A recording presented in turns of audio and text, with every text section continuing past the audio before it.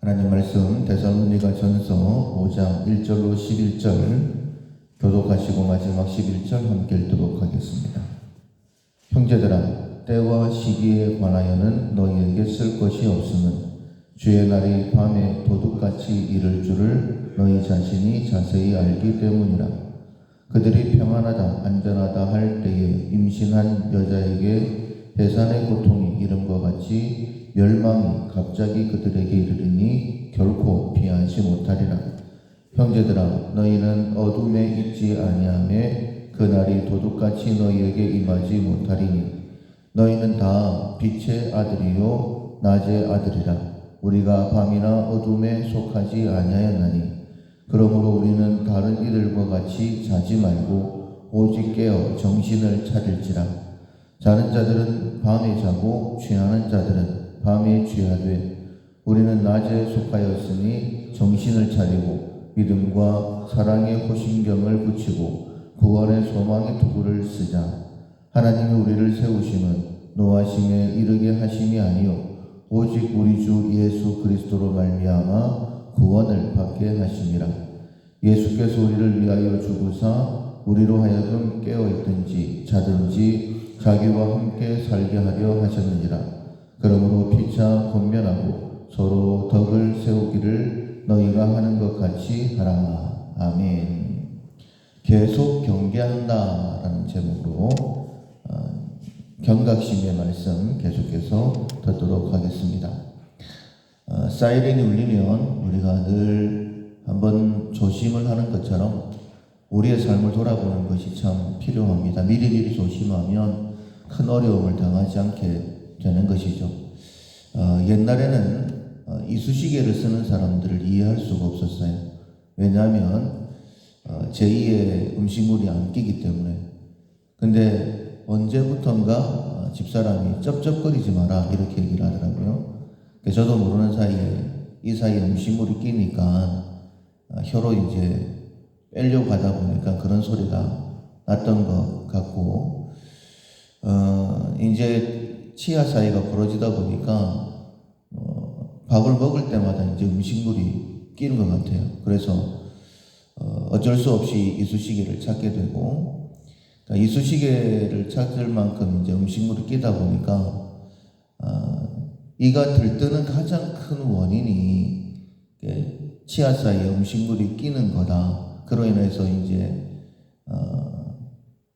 잇몸이 붓게 되어지고 음식물을 씹을 때마다 많이 힘들더라고요.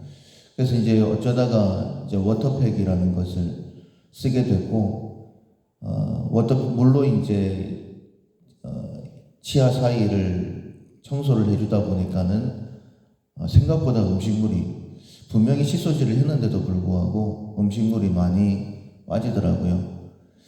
참 더럽다라고 생각이 드는데 음식물이 빠질 때는 쾌감도 있습니다. 이렇게 많이 빠지는 거구나.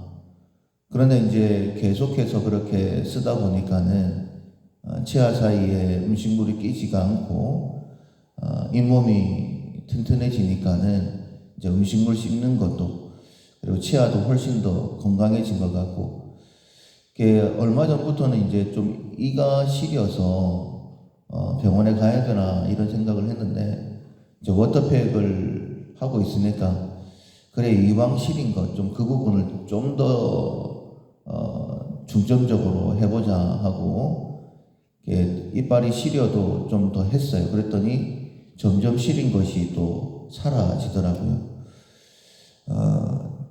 모든 것들은 조심하게 되어지면 그래서 이제 워터팩을 집에서만 쓰는 게 아니라 들고 다니는 것을 좀 구입을 해서 밥을 먹고 난 다음에는 이제 워터팩을 써야 되겠다 이런 생각이 듭니다. 미리미리 조심하니까 이제 어려움을 당하지 않는 거예요. 분명히 나이가 들었기 때문에 치아 사이가 벌어져서 음식물이 낄 수밖에 없기 때문에, 음식물이 끼면 잇몸이 상할 수밖에 없기 때문에 어쩔 수 없는 거다 이렇게 생각하면 어려움을 계속 당하지만은 이런저런 방법을 찾아보면서 해보니까 잇몸도 건강해지고, 그리고 치아 사이가 벌어지는 건 어쩔 수 없지만은 음식물이 끼지 않게 그렇게 건강하게 치아 관리를 할 수 있는 것 같습니다. 우리의 모든 삶이 그렇습니다. 어쩔 수 없다라고 생각을 해버리면 점점 상황이 나빠지는 것이죠. 그러나 하나님께서 우리가 깨달을 수 있도록 여러 가지로 경고해 주실 때에 앞서 말씀드린 것처럼 사이렌이 울리면 혹시 불이 난 것은 아닌가 이렇게 한번 생각해 보는 것처럼 우리의 삶에 하나님께서 경고하실 때가 참 많이 있죠. 그런 기회들을 놓치지 않으면 우리의 삶은 훨씬 더 은혜 속에, 특별히 사단이 우리의 모든 좋은 것들을 빼앗아가기 때문에 마귀의 유혹은 아닌가라는 것을 생각해 봐야 된다라고 지난 시간 계속해서 말씀을 드렸는데, 더 중요한 것은 이 땅을 심판하시는 분 하나님이시죠. 하나님의 심판의 때가 곧 있다라는 사실을 기억을 하고 살아가는 것. 지혜자의 마음은 초상집에 있다라고 했습니다. 천년만년 살 것처럼 그렇게 어리석게 살아가고 있는데 언젠가는 우리가 하나님의 심판대 앞에 서게 되어지죠. 그 심판대를 기억하고 살아가는 것, 기억하면서 그날을 준비하며 살아가는 것이 가장 큰 지혜다, 이렇게 말씀하고 있습니다. 그래서 경계해야 된다라고 할 때에 첫 번째로는 마귀의 공격도 경계해야 되겠지만 가장 중요한 것은 예수님의 재림, 하나님의 심판을 준비해야 되는 것이죠. 오늘 본문 바울이 우리에게 권면해 주는 것은 예수님의 재림이 마치 해산할 때가 가까운 여인이 갑작스럽게 해산이 임하는 것처럼 그렇게 임하게 되어진다. 만약 그렇게 되어지면 하나님의 심판을 면할 수 없다. 그러나 하나님의 심판이 이처럼 도적같이 임하는 것은 어두움의 아들들에게만 그런 것이다. 우리들은 빛의 자녀이지 않느냐. 하나님의 인도하심을 따라 살아가게 되어지면 반드시 그때를 준비하게 해주신다라고 우리에게 말씀하고 있습니다. 깨닫지 못하고 준비하지 못하다가 뒤늦게 후회할 때가 참 많이 있습니다. 그렇게 후회할 때는 돌아보죠. 그때 그렇게 했으면 분명히 그때 준비할 수 있었는데, 이런 생각들을 하지 않습니까?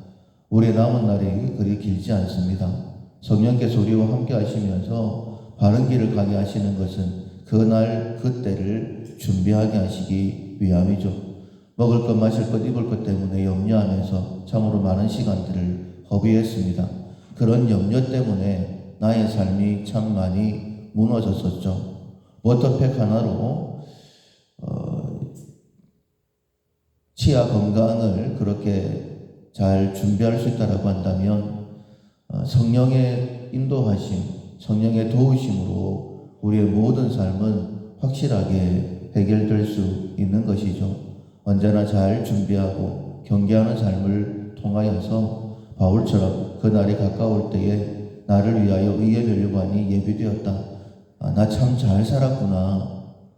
바울이 우리에게 너희는 나를 본받는 자가 되어라, 이렇게까지 권면할 수 있었던 것처럼 우리들 또한 하나님의 인도하신 가운데 있으면 경계하는 그런 삶을 살아가면 우리 역시 그런 삶을 살아갈 수 있습니다. 언제나 잘 준비해서 주 앞에 설 때도 부끄러움이 없는 우리의 삶이 될 수 있기를 주님의 이름으로 축원합니다. 아멘. 찬송가 380장 나의 생명 되신 주 380장 찬양하시겠습니다. 나의 생명 되신 주 주님 앞에 나아갑니다. 주의 흘린 보혈로 정케하사 받아주소서. 날마다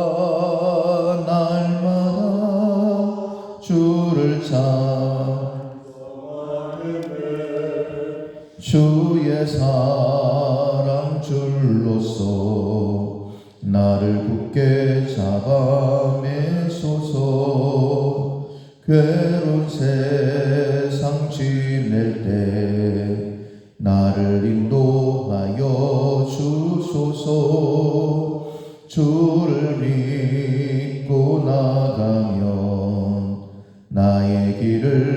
잃지 않겠네.